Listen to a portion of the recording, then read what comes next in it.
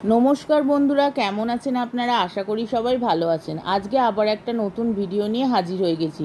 ভিডিওটি শেষ অবধি দেখার অনুরোধ রইল। আজকের গল্প প্রভাত কুমার মুখোপাধ্যায়ের আদরিণী। পাড়ার নগেন ডাক্তার ও জুনিয়র উকিল কুঞ্জবিহারীবাবু বিকেলে পান চিবাইতে চিবাইতে হাতের ছড়ি দুলাইতে দুলাইতে জয়রাম মোক্তারের নিকট আসিয়া বলিলেন, মুখুজ্জেমশায়, পীরগঞ্জের বাবুদের বাড়ির থেকে আমরা নিমন্ত্রণ পেয়েছি। এই সোমবার দিন মেজবাবুর মেয়ের বিয়ে। শুনছি নাকি ভারী ধুমধাম হবে। বেনারস থেকে বাই আসছে, কলকাতা থেকে খেমটা আসছে। আপনি নিমন্ত্রণ পেয়েছেন কি? মোক্তার মহাশয় তাহার বৈঠকখানার বারান্দায় বেঞ্চিতে বসিয়া হুকা হাতে করিয়া তামাক খাইতেছিলেন। আগন্তুকগণের এই প্রশ্ন শুনিয়া হুকাটি নামাইয়া ধরিয়া একটু উত্তেজিত স্বরে বলিলেন, কীরকম? আমি নিমন্ত্রণ পাবো না কীরকম? জানো, আমি আজ 20 বছর ধরে তাদের এস্টেটের বাঁধা মোক্তার। আমাকে বাদ দিয়ে তারা তোমাদের নিমন্ত্রণ করবে, এইটি কি সম্ভব মনে করো? জয়রাম মুখোপাধ্যায়কে ইহারা বেশ চিনিতেন, সকলেই চেনে। অতি অল্প কারণে তাহার তীব্র অভিমান উপস্থিত হয়, অথচ হৃদয়খানি স্নেহে বন্ধু বাৎসল্যে কুসুমের মতো কোমল। ইহা যে তাহার সঙ্গে কিছুদিনও ব্যবহার করিয়াছে সেই জানিয়াছে। উকিলবাবু তাড়াতাড়ি বলিলেন, না না, সে কথা নয়, সে কথা নয়। আপনি রাগ করছেন মুখুজ্জেমশাই? আমরা কি সেভাবে বলেছি? এ জেলার মধ্যে এমন কে বিষয় লোক আছে যে আপনার কাছে উপকৃত নয়, আপনার খাতির না করে? আমাদের জিজ্ঞাসার করবার তাৎপর্য এই ছিল যে আপনি সেদিন পীরগঞ্জে যাবেন কি? মুখোপাধ্যায় নরম হইলেন, বলিলেন, ভায়ারা বসো বলিয়া সম্মুখস্থ আর একখানি বেঞ্চ দেখাইয়া দিলেন। উভয় উপবেশন করিলে বলিলেন, পীরগঞ্জে গিয়ে নিমন্ত্রণ রক্ষা করা আমার পক্ষে একটু কঠিন বটে। সোম মঙ্গল দুটো দিন কাছারি কামাই হয়, অথচ না গেলে তারা ভারী মনে দুঃখিত হবে। তোমরা যাচ্ছ? নগেন্দ্রবাবু বলিলেন, যাবার তো খুবই ইচ্ছে, কিন্তু অত দূর যাওয়া তো সোজা নয়। ঘোড়ার গাড়ির পথ নেই। গরুর গাড়ি করে যেতে হলে যেতে দুদিন, আসতে দুদিন। পালকি করে যাওয়া, সেও জোগাড় হওয়া মুশকিল। আমরা দুজনে তাই পরামর্শ করলাম, যাই মুখুজ্জেমশাইকে গিয়ে জিজ্ঞাসা করি। তিনি যদি যান, নিশ্চয়ই রাজবাড়ি থেকে একটা হাতিটাতি আনিয়ে নেবেন। এখন আমরা দুজনে তার সঙ্গে সেই হাতিতে দিব্যি আরামে যেতে পারবো। মোক্তার মহাশয় স্ফীত মুখে বলিলেন, এই কথা? তার জন্য আর ভাবনা কি ভাই? মহারাজ নরেশচন্দ্র ও আমার আজকের মক্কেল নন। ওর বাপের আমল থেকে আমি ওদের মোক্তার। আমি কাল সকালে রাজবাড়িতে চিঠি লিখে পাঠাচ্ছি। সন্ধে নাগাদ হাতি এসে যাবে। এখন কুঞ্জবাবু বলিলেন, দেখলে তো ডাক্তার, আমি তো বলেইছিলুম। অত ভাবছ কেন? মুখুজ্জেমশায়ের কাছে গেলেই একটা উপায় হয়ে যাবে। তা মুখুজ্জেমশায়, আপনাকেও কিন্তু আমাদের সঙ্গে যেতে হবে, না গেলে ছাড়ছি নে। যাবো বই কি ভাই, আমিও যাব। তবে আমার তো বাইখ্যামটা শোনবার বয়স নেই। তোমরা শুনো, আমি মাথায় এক পগ্গ বেঁধে একটি থেলো হুকো হাতে করে লোকজনের অভ্যর্থনা করব। কে খেলে কে না খেলে দেখব, তদারক করে বেড়াবো। আর তোমরা বসে শুনবে। পেয়ালা মুঝে ভর দে, কেমন? বলিয়া মুখোপাধ্যায় মশাই হাহা করে হাসিতে লাগিলেন। পরদিন রবিবার। এদিন প্রভাতে আহ্নিক পুজোটা মুখুজ্জেমশাই একটু ঘটা করিয়াই করিতেন। বেলা 9টার সময় পূজা সমাপন করিয়া জল যোগান্তে বৈঠকখানায় আসিয়া বসিলেন। অনেকগুলি মক্কেল উপস্থিত ছিল, তাহাদের সহিত কথাবার্তা কইতে লাগিলেন। হঠাৎ সেই হাতির কথা মনে পড়িয়া গেল। তখন কাগজ কলম লইয়া, চশমাটি পরিয়া, প্রবল প্রতাপান্বিত শ্রী মন্মথ মহারাজ শ্রী নরেশচন্দ্র রায়চৌধুরী বাহাদুর আশ্রিত জনপ্রতিপালেকেশু পাঠ লিখিয়া 2-3 দিনের জন্য একটি সুশীল ও সুবোধ হস্তি প্রার্থনা করিয়া পত্র লিখিলেন। পূর্বেও আবশ্যক হইলে তিনি কতবার এইরূপে মহারাজের হস্তি আনাইয়া লইয়াছেন। একজন ভৃত্যকে ডাকিয়া পত্রখানি লইয়া যাইতে আজ্ঞা দিলেন। মোক্তার মহাশয় আবার মক্কেলগণের সহিত কথোপকথনে প্রবৃত্ত হইলেন। শ্রীযুক্ত জয়রাম মুখোপাধ্যায়ের বয়স এখন 50 পার হইয়াছে। মানুষটি লম্বা ছাদের, রংটি আরেকটু পরিষ্কার হইলে গৌরবর্ণ বলা যাইতে পারিত। গোঁফগুলি মোটা মোটা, কাঁচায় পাকায় মিশ্রিত। মাথার সম্মুখভাগে টাক আছে। চক্ষু দুইটি বড় বড় ভাসা ভাসা। তাহার হৃদয়ের কোমলতা যেন হৃদয় ছাপাইয়া এই চক্ষু দুইটি দিয়া উছলাইয়া পড়িতেছে। ইহার আদিবাস যশোর জেলায়। এখানে যখন প্রথম মোক্তারি করিতে আসেন, তখন এদিকে রেল খোলে নাই। পদ্মা পার হইয়া কতক নৌকাপথে, কতক গরুর গাড়িতে, কতক পদব্রজে আসিতে হইয়াছিল। সঙ্গে কেবলমাত্র একটি ক্যাম্বিসের ব্যাগ এবং একটি পিতলের ঘটি ছিল। সহায় সম্পত্তি কিছুই ছিল না। মাসিক 13 শিকায় একটি বাসা ভাড়া লইয়া নিজ হাতে রাঁধিয়া খাইয়া মোক্তারি ব্যবসা আরম্ভ করিয়া দেন। এখন সেই জয়রাম মুখোপাধ্যায় পাকা দালান কোঠা করিয়াছেন, বাগান করিয়াছেন, পুকুর কিনিয়াছেন, অনেকগুলি কোম্পানির কাগজও কিনিয়াছেন। যে সময়ের কথা বলিতেছি, তখন এ জেলায় ইংরাজিওয়ালা মোক্তারের আবির্ভাব হইয়াছে বটে, কিন্তু জয়রাম মুখুজ্জেকে তাহারা কেহই হটাইতে পারে নাই। তখনও ইনি এ জেলার প্রধান মোক্তার বলিয়া গণ্য। মুখোপাধ্যায় মহাশয়ের হৃদয়খানি অত্যন্ত কোমল ও স্নেহপ্রবণ হইলেও মেজাজটা কিন্তু রুক্ষ। যৌবনকালে ইনি রীতিমতো বদরাগী ছিলেন। এখন রক্ত অনেকটা ঠান্ডা হইয়া আসিয়াছে। সেকালে হাকিমরা একটু অবিচার অত্যাচার করিলেই মুখুজ্জে মশাই রাগিয়া চেঁচাইয়া অনর্থপাত করিয়া তুলিতেন। একদিন এজলাসে এক ডেপুটির সহিত ইহার বিলক্ষণ বচসা হইয়া যায়। বিকেলে বাড়ি আসিয়া দেখিলেন তাহার মঙ্গলাগায় একটি এঁড়ে বাছুর প্রসব করিয়াছে। তখন আদর করিয়া উক্ত ডেপুটিবাবুর নামে বাছুরটির নামকরণ করিলে। ডেপুটিবাবু লোক পরম্পরাক্রমে একথা শুনিয়াছিলেন এবং বলা বাহুল্য নিতান্ত প্রীতিলাভ করেন নাই। আর একবার এক ডেপুটির সম্মুখে মুখুজ্জে মহাশয় আইনের তর্ক করিতেছিলেন, কিন্তু হাকিম কিছুতেই ইহার কথায় সায় দিতেছিলেন না। অবশেষে রাগের মাথায় জয়রাম বলিয়া বসিলেন, আমার স্ত্রীর যতটুকু আইন জ্ঞান আছে হুজুরের তাও নেই দেখছি। সেই দিন আদালত অবমাননার জন্য মোক্তার মহাশয়ের 5 টাকা জরিমানা হইয়াছিল। এই আদেশের বিরুদ্ধে তিনি হাইকোর্ট অবধি লড়িয়াছিলেন। সর্বশুদ্ধ 1700 টাকা ব্যয় করিয়া এই 5টা টাকা জরিমানা হুকুম রহিত করিয়াছিলেন। মুখোপাধ্যায় যেমন অনেক টাকা উপার্জন করিতেন, তেমনি তাহার ব্যয়ও যথেষ্ট ছিল। তিনি অকাতরে অন্নদান করিতেন। অত্যাচারিত উৎপীড়িত গরিব লোকের মোকদ্দমা তিনি কত সময় বিনা ফিসে এমনকি নিজে অর্থব্যয় পর্যন্ত করিয়া চালাইয়া দিয়াছেন। প্রতি রবিবার অপরাহ্নকালে পাড়ার যুবক বৃদ্ধগান মোক্তার মহাশয়ের বৈঠকখানায় সমবেত হইয়া তাসপাশা খেলিয়া থাকেন। অদ্য সেইরূপ অনেকে আগমন করিয়াছেন। পূর্বোক্ত ডাক্তারবাবু ও উকিলবাবুও আছেন। হাতিকে বাঁধিবার জন্য বাগান খানিকটা স্থান পরিষ্কার করা হইতেছে। হাতি রাত্রে খাইবে বলিয়া বড় বড় পাতাশুদ্ধ কয়েকটা কলা গাছ ও অন্যান্য বৃক্ষের ডাল কাটাইয়া রাখা হইতেছে। মোক্তার মহাশয় সে সমস্ত তদারক করিতেছেন। মাঝে মাঝে বৈঠকখানায় আসিয়া কোনো ব্রাহ্মণের হাত হইতে হুকাটি লইয়া দাঁড়াইয়া 2-4 টান দিয়া আবার বাহির হইয়া যাইতেছেন। সন্ধ্যার কিছু পূর্বে জয়রাম বৈঠকখানায় বসিয়া পাশা খেলা দেখিতেছিলেন। এমন সময় সেই পত্রবাহক ভৃত্য ফিরিয়া আসিয়া বলিল, হাতি পাওয়া গেল না। কুঞ্জবাবু নিরাশ হইয়া বলিয়া উঠিলেন, আহ, পাওয়া গেল না? নগেন্দ্রবাবু বললেন, তাই তো, সব মাটি। মোক্তার মহাশয় বলিলেন, কেন রে, হাতি পাওয়া গেল না কেন? চিঠির জবাব এনেছিস? ভৃত্য বলিল, আজ্ঞে না, দেওয়ানজিকে গিয়ে চিঠি দিলুম। তিনি চিঠি নিয়ে মহারাজের কাছে গেলেন। খানিক বাদে ফিরে এসে বললেন, বিয়ের নেমন্তন্ন হয়েছে, তার জন্য হাতি কেন? গরুর গাড়িতে আসতে বলো। এই কথা শুনিবা মাত্র জয়রাম ক্ষোভে লজ্জায় রোষে যেন একেবারে ক্ষিপ্তপ্রায় হইয়া উঠিলেন। তাহার হাত পা ঠকঠক করিয়া কাঁপিতে লাগিল। 2 চক্ষু দিয়া রক্ত ফাটিয়া পড়িতে লাগিল। মুখমণ্ডলের শিরা উপশিরাগুলি স্ফীত হইয়া উঠিল। কম্পিত স্বরে ঘাড় বাঁকাইয়া বারংবার বলিতে লাগিলেন, হাতি দিলে না, হাতি দিলে না। সমবেত ভদ্রলোকগণ ক্রীড়া বন্ধ করিয়া হাত গুটাইয়া বসিলেন। কেহ কেহ বলিলেন, তার আর কি করবেন মুখুজ্জে মশাই, পরের জিনিস জোর তো নেই। একখানা ভালো দেখে গরুর গাড়ি ভাড়া করে নিয়ে রাত্রি 10টা-11টার সময় বেরিয়ে পড়ুন, ঠিক সময় পৌঁছে যাবেন। ওই ইমামদ্দি শেখ একজোড়া নতুন বলদ কিনে এনেছে, খুব দ্রুত যায়। জয়রাম বক্তার দিকে দৃষ্টিপাত না করিয়া বলিলেন, না, গরুর গাড়িতে চড়ে আমি যাব না। যদি হাতি চড়ে যেতে পারি তবেই যাব, নইলে এই বিবাহে আমার যাওয়াই হবে না। শহর হইতে 2-3 ক্রোশের মধ্যে 2-3 জন জমিদারের হস্তি ছিল।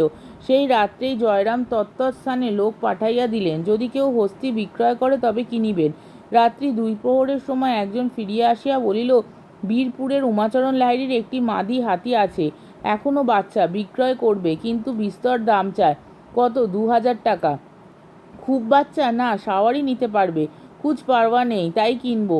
এখনই তুমি যাও, কাল সকালেই যেন হাতি আসে। লাহিড়ী মহাশয়কে আমার নমস্কার জানিয়ে বলো, হাতির সঙ্গে যেন কোনো বিশ্বাসী কর্মচারী পাঠিয়ে দেন, হাতি দিয়ে টাকা নিয়ে যাবে। পরদিন বেলা 7টার সময় হস্তিনী আসিল। তাহার নাম আদুরিনী। লাহিড়ী মহাশয়ের কর্মচারী রীতিমতো স্ট্যাম্প কাগজে রসিদ লিখিয়া দিয়া 2000 টাকা লইয়া প্রস্থান করিল। বাড়িতে হাতি আসিবা মাত্র পাড়ার তাবৎ বালক বালিকা আসিয়া বৈঠকখানার উঠানে ভিড় করিয়া দাঁড়াইল। 2-1 অশিষ্ট বালক সুর করিয়া বলিতে লাগিল, হাতি তোর গোদা পায় নাতি। বাড়ির বালকেরা ইহাতে অত্যন্ত ক্রুদ্ধ হইয়া উঠিল এবং অপমান করিয়া তাহাদিগকে বহিষ্কৃত করিয়া দিল।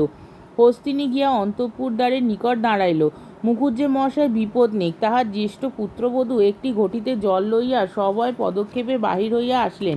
কম্পিত হস্তে তাহার পদচতুষ্টয় সেই জল একটু একটু ঢালিয়া দিলেন। মাহুতের ইঙ্গিতানুসারে আদরিণী তখন জানু পাতিয়া বসিল। বড় বধূ তৈল ও সিন্দুরে তাহার ললাট রাঙা করিয়া দিলেন। ঘন ঘন শঙ্খধ্বনি হইতে লাগিল।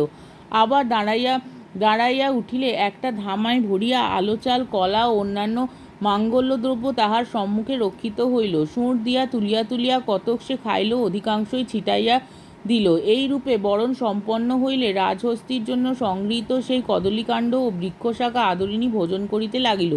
নিমন্ত্রণ রক্ষা করিয়া পীরগঞ্জ হইতে ফিরিবার পরদিন বিকালেই মহারাজ নরেশচন্দ্রের সহিত মুখোপাধ্যায় মহাশয় সাক্ষাৎ করিতে গেলেন। বলা বাহুল্য হস্তিপৃষ্ঠে আরোহণ করিয়াই গেলেন। মহারাজের দ্বিতল বৈঠকখানা নিম্নে বিস্তৃত প্রাঙ্গণ, প্রাঙ্গণের অপর প্রান্তে হস্তে প্রবেশের সিংহদ্বার। বৈঠকখানায় বসিয়া সমস্ত প্রাঙ্গণ ও সিংহদ্বারের বাইরেও অনেক দূর অবধি মহারাজের দৃষ্টিগোচর হইয়া থাকে। রাজসমীপে উপনীত হইলে মুখোপাধ্যায় মহাশয় তাহাকে আশীর্বাদ করিয়া আসন গ্রহণ করিলেন। মোকদ্দমা ও বিষয় সংক্রান্ত দুই চারি কথার পর মহারাজ জিজ্ঞাসা করিলেন, মুখুজ্জে মশাই, ওই হাতিটি কার? মুখুজ্জে মহাশয় বিনীতভাবে বলিলেন, আজ্ঞে হুজুর বাহাদুরেরই হাতি। মহারাজ বিস্মিত হইয়া বলিলেন, আমার হাতি? কই, ও হাতি তো কোনোদিন আমি দেখিনি। কোথা থেকে এলো? আজ্ঞে বীরপুরের উমাচরণ লাহিড়ীর কাছ থেকে কিনেছি। অধিকতর বিস্মিত হইয়া রাজা বলিলেন, আপনি কিনেছেন? আজ্ঞে হ্যাঁ। তবে বললেন আমার হাতি? বিনয় কিংবা শ্লেষসূচক ঠিক বোঝা গেল না। একটু মৃদু হাস্য করিয়া জয়রাম বলিলেন, যখন হুজুর বাহাদুরের দ্বারাই প্রতিপালন হচ্ছি, আমি যখন আপনার, তখন ও হাতি আপনার বই আর কার? সন্ধ্যার পর গৃহে ফিরিয়া বৈঠকখানায় বসিয়া সমবেত বন্ধু মণ্ডলীর নিকট মুখোপাধ্যায় এই কাহিনী সবিস্তারে বিবৃত করিলেন। হৃদয় হইতে সমস্ত ক্ষোভ ও লজ্জা আজ তাহার মুছিয়া গেল। অনেক দিন পরে আজ তাহার সুনিদ্রা হইল। উল্লিখিত ঘটনার পর সুদীর্ঘ 5টি বৎসর অতীত হইয়াছে।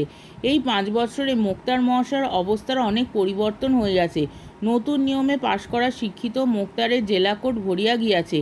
শিথিল নিয়মের আইন ব্যবসায়ীর আর কদর নাই। ক্রমে ক্রমে মুখোপাধ্যায় মহাশয়ের আয় কমিতে লাগিল। পূর্বে যত উপার্জন করিতেন এখন তাহার অর্ধেক হয় কিনা সন্দেহ, অথচ ব্যয় প্রতি বৎসর বর্ধিতই হইতেছে।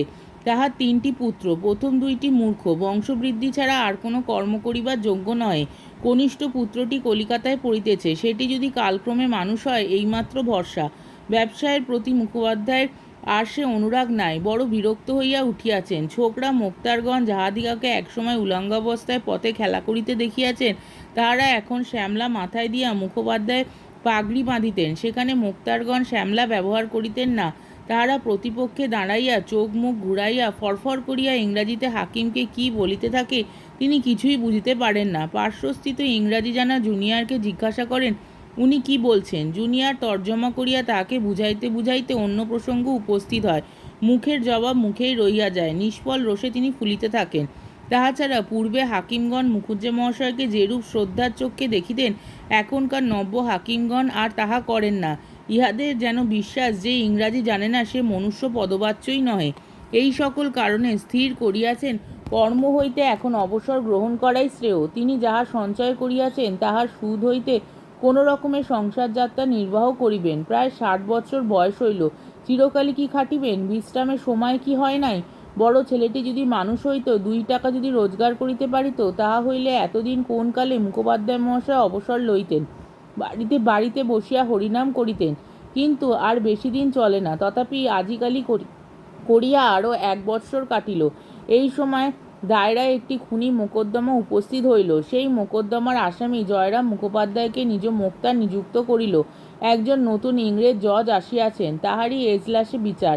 3 দিন যাবৎ মোকদ্দমা চলিল। অবশেষে মোক্তার মহাশয় উঠিয়া জজ সাহেব বাহাদুর ও এসেসার মহোদয়গণ বলিয়া বক্তৃতা আরম্ভ করিলেন। বক্তৃতা শেষে এসেসারগণ মুখোপাধ্যায়ের মক্কেলকে নির্দোষ সাব্যস্ত করিলেন। জজ সাহেবও তাহাদের অভিমত স্বীকার করিয়া আসামিকে অব্যাহতি দিলেন। জজ সাহেবকে সেলাম করিয়া মোক্তার মহাশয় নিজ কাগজপত্র বাঁধিতেছেন। এমন সময় জজ সাহেব পেশকারকে জিজ্ঞাসা করিলেন, এই উকিলটির নাম কি? পেশকার বলিল, উহার নাম জয়রাম মুখুজ্জে। উনি উকিল নহেন, মোক্তার। প্রসন্ন হাস্যের সহিত জজ সাহেব জয়রামের প্রতি চাহিয়া বলিলেন, আপনি মোক্তার? জয়রাম বলিলেন, হ্যাঁ হুজুর, আমি আপনার তাবেদার। জজ সাহেব পূর্ববৎ বলিলেন, আপনি মোক্তার? আমি মনে করেছিলাম আপনি উকিল।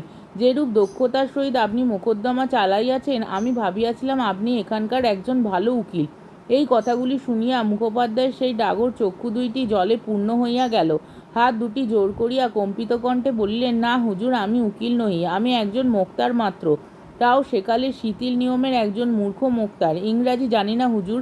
আপনি আজ আমার যে প্রশংসা করিলেন, আমি জীবনের শেষ দিন অবধি তাহা ভুলিতে পারিব না। এই বুড়া ব্রাহ্মণ আশীর্বাদ করিতেছে হুজুর হাইকোর্টের জজ হউন।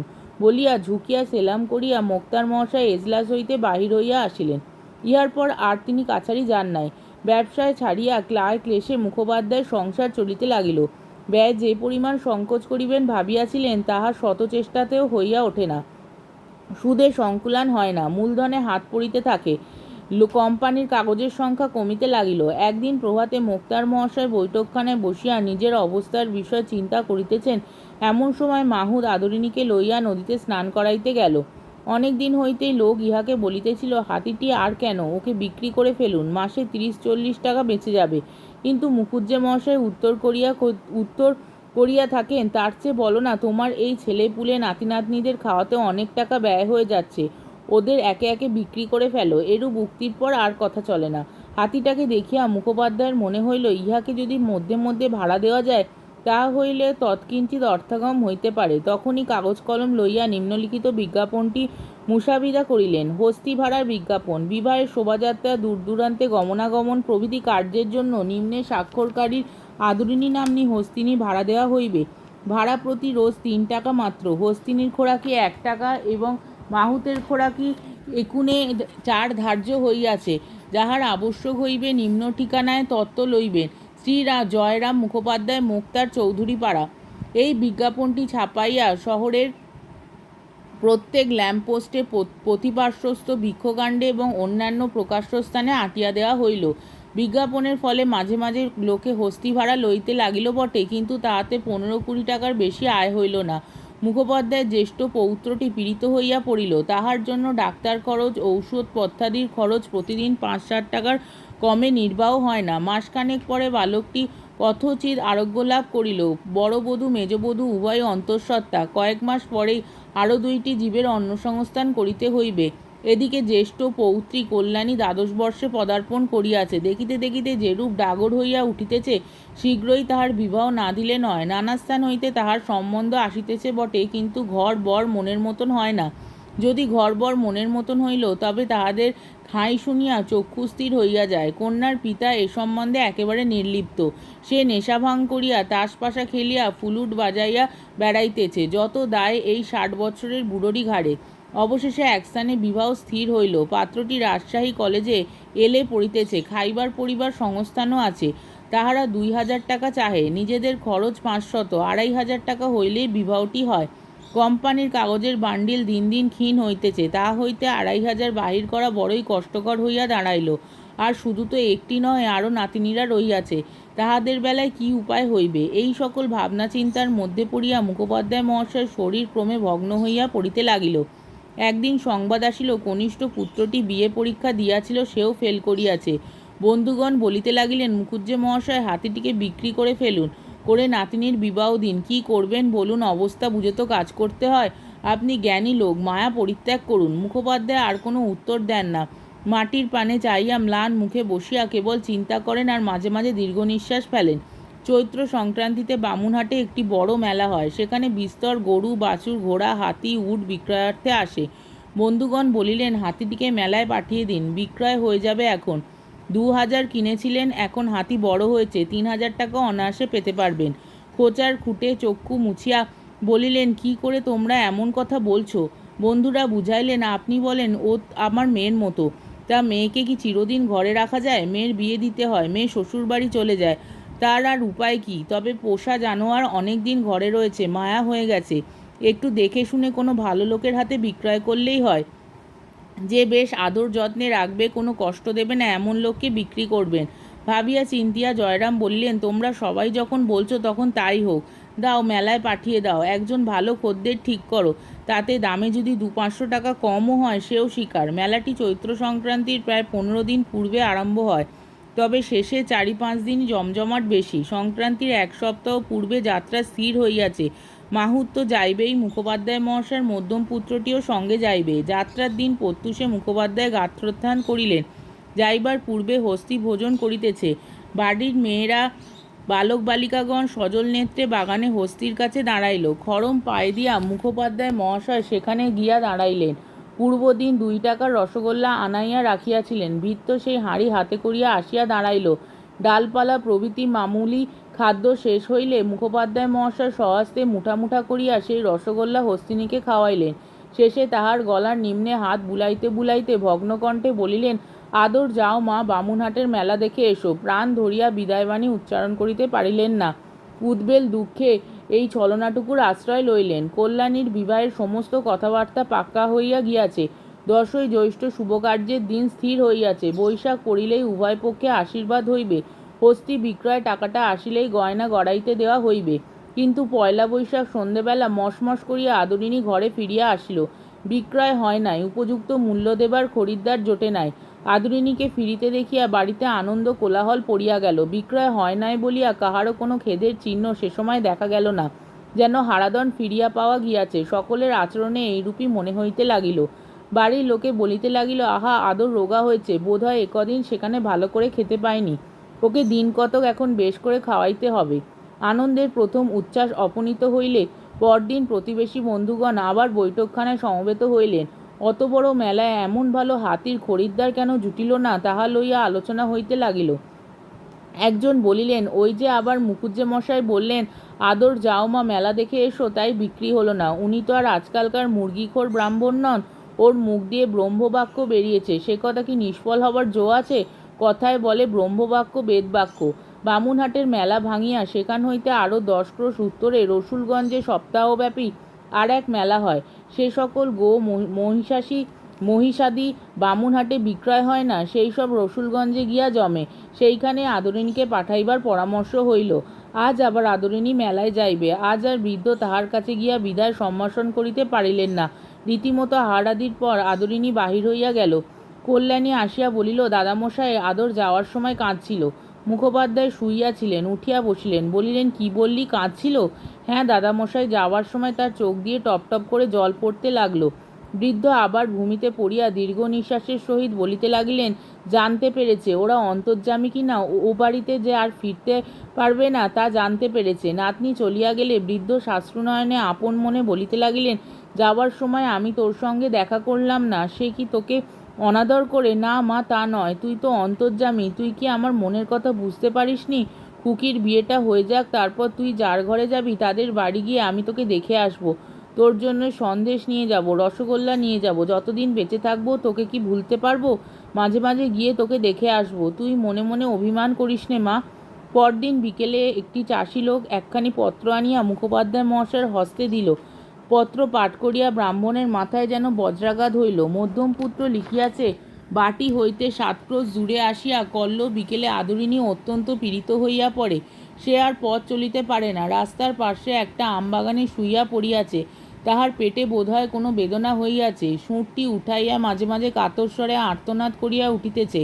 মাহুত যথাবিদ্যা সমস্ত রাত্রি চিকিৎসা করিয়াছে, কিন্তু কোনো ফল হয় নাই। বোধ হয় আদরিণী আর বাঁচিবে না।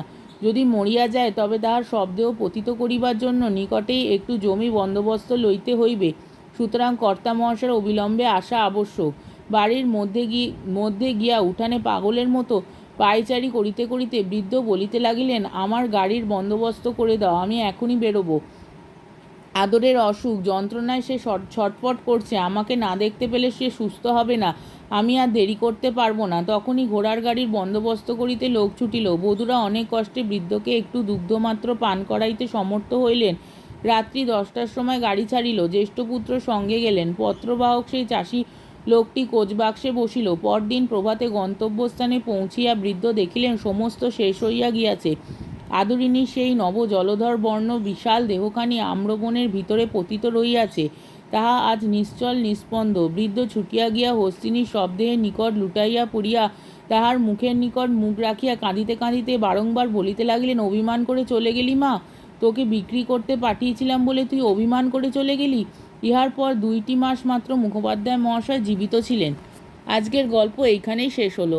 আমার ভিডিওটি যদি আপনাদের ভালো লেগে থাকে তাহলে আমাকে কমেন্টের মাধ্যমে আপনাদের মতামত অবশ্যই জানাবেন এবং আমার ভিডিওটিকে লাইক ও শেয়ার করার এবং আমার চ্যানেলটিকে সাবস্ক্রাইব করারও অনুরোধ রইল। তাহলে আজকের ভিডিওটা এই অবধি। পরের দিন আবার অন্য কোনো গল্প নিয়ে হাজির হয়ে যাব।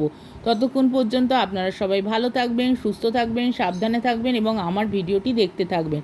তাহলে আজকে আসি, নমস্কার।